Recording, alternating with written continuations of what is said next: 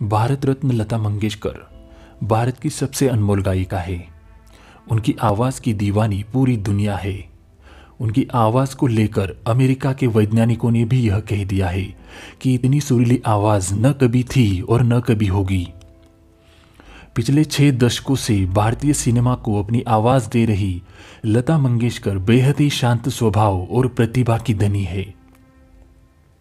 भारत के क्रिकेट के भगवान कहे जाने वाले सचिन तेंदुलकर उन्हें अपनी मां मानते हैं। आज पूरी संगीत की दुनिया उनके आगे नतमस्तक है। लता मंगेशकर का जन्म 28 सितंबर 1929 को इंदौर के मराठी परिवार में पंडित दीनदयाल मंगेशकर के घर हुआ।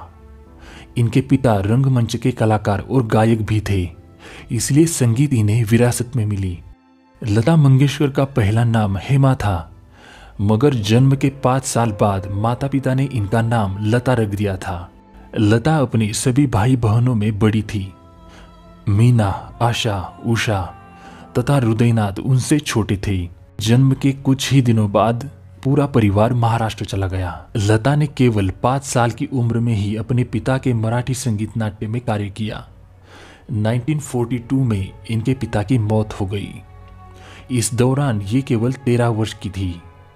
नवयुग चित्रपट फिल्म कंपनी के मालिक और इनके पिता के दोस्त मास्टर विनायक, इन्होंने इनके परिवार को संभाला और लता मंगेशकर को एक सिंगर और अभिनेत्री बनने में मदद की।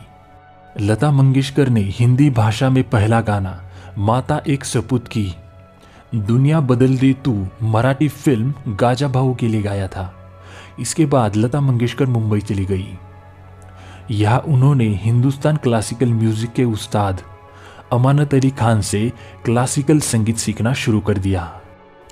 लता मंगेशकर ने अपने संगीत करियर की शुरुआत मराठी फिल्मों से की। इसके बाद इन्होंने विनायक की हिंदी फिल्मों में छोटे छोटे रोल के साथ हिंदी गाने तथा भजन गाए। 1947 में भारत बंटवारे के बाद उस्ताद अमानत अली पाकिस्तान चले गए। हैदर ने लता मंगेशकर को मजबूर फिल्म में पहला ब्रेक दिया।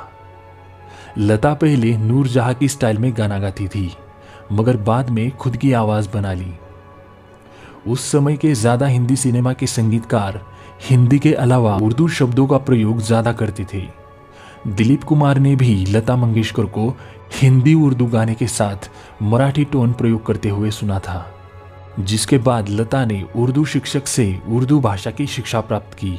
लता मंगेशकर ने पहली बार 1958 में बनी मधुमती के लिए सलील चौधरी द्वारा लिखे गए गीत आजा परदेसी के लिए film fair award for best female singer का अवार्ड जीता। 1960 में लता मंगेशकर ने कई लोकप्रिय फिल्मों के लिए गाने गाए, जो काफी हिट हुए और आज भी गाए जाते हैं, जिसमें मुगले आजम के लिए प्यार किया तो डरना क्या, दिल अपना और प्रीत पराई के लिए अजीब दास्ता है ये, SD बर्मन के लिए भूत बंगला, पति पत्नी जैसे फिल्मों के लिए गाने गाए।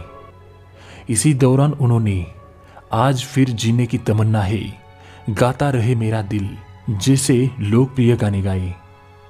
1963 में पंडित जवाहरलाल नेहरू की उपस्थिति में देश का सबसे जीवंत गीत ए मेरे वतन के लोगों गाया।